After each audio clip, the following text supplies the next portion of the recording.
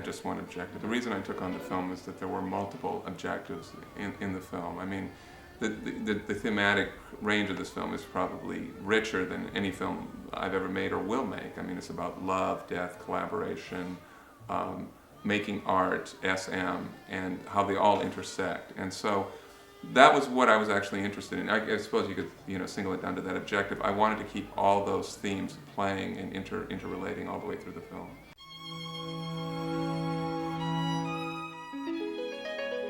Many people come to the film thinking, not knowing a lot about SM and not knowing a lot about and I think they're really won over by Bob, and they really see the world from his point of view, and that was certainly one of the things that I really wanted to convey.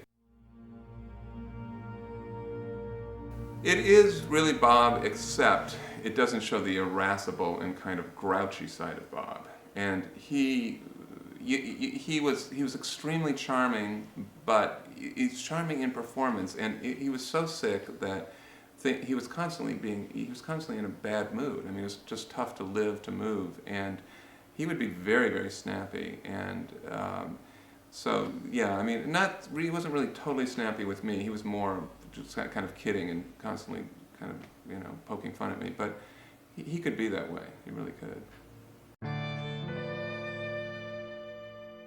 Well, Bob and Sherry used to just religiously watch Seinfeld, and Bob and Sherry also used to watch The X-Files a great deal. I think, Sherry had a thing for David Duchovny. He called his mother nearly every day. That surprised me.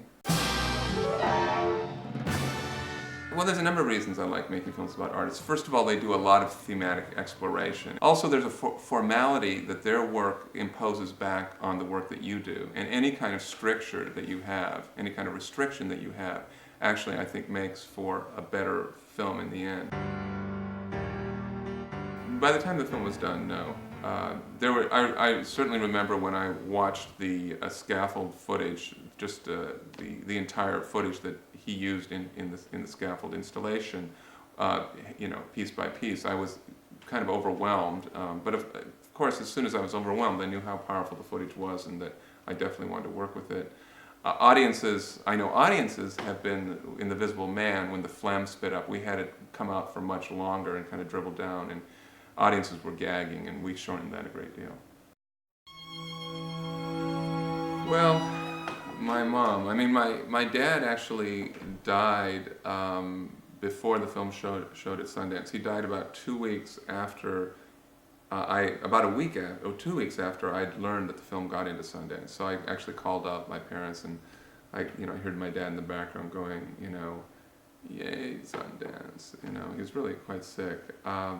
So I think my mom, it was hard for her to watch, but I think she was actually more affected by the fact of just seeing somebody dying, and she was so much in love with my dad that it was just really hard for her to watch. Apparently, Joe Berlinger, who was on the jury, and he saw the film and really liked it, and I think he's a very excitable, kind of, I think at times pushy kind of fellow, and he, was, I think, pushing all his other jury members to say should win the grand jury prize and let's do it, and people disagreed, and so I think at one point he got up on the table and actually started screaming at these people that they had to give this Sick the grand jury prize, and what they did eventually is they say, okay, we'll give Sick the special jury prize, and you can't vote on anything else in any of the other slate for the prizes. And this kind of animosity that had developed between them continued for several weeks after, and there was exchanges in the New York press, long letters and threats of lawsuits between jury members and Joe Berlinger, and eventually it subsided. But I mean, it really did raise people's emotions. We didn't have much money, and we were going to Sundance, and people tend to give away hats or T-shirts, which we didn't have the budget. So but there were like hundreds of press people there that you have to give them something to put the film on the map for them. And so what we did is we took about 3-inch nails, and we put little tags on the nails that said that the name of the film, and we put those nails in everybody's boxes, so it became a real collector's item at Sundance.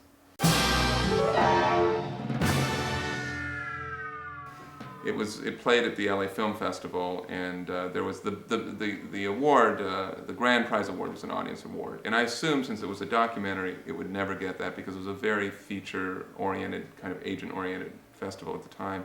And also, I just thought it would never win an audience award anyway. So there was a kind of a cocktail party before where I was there with Dodie Dorn, and we were kind of having fun.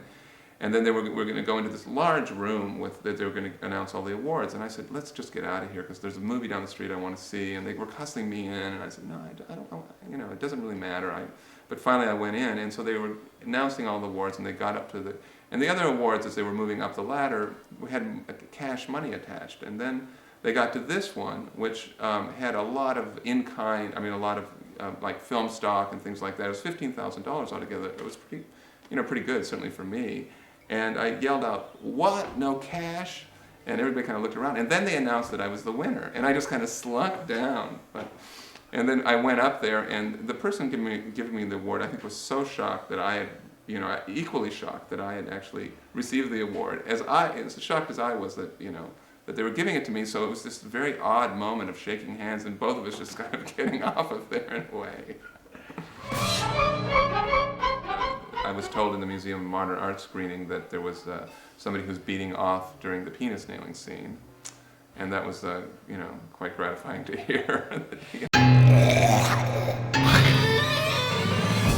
I've had, some kind of light SM, experiences, but nothing like Bob. But I think, people wanted me to be heavy into it. I came to this more from knowing Bob as a friend and from being involved in the art world. So.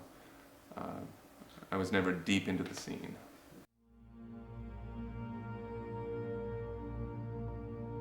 The people who went crazy about it were the English, more than anybody else. I flew in on my way to the Edinburgh Film Festival and stopped in London and picked up the London Times, and Sick, an article about Sick is on the cover. And I just, and it was just the amount of press that there was around that. I think the whole idea of, them being kinky is pretty much borne out by the response to this film. Well, I thought it was funny that it was called a work of genius. That I always thought it was very funny because, I'm not a genius. So I thought how, I just thought it was, how over the top can you get?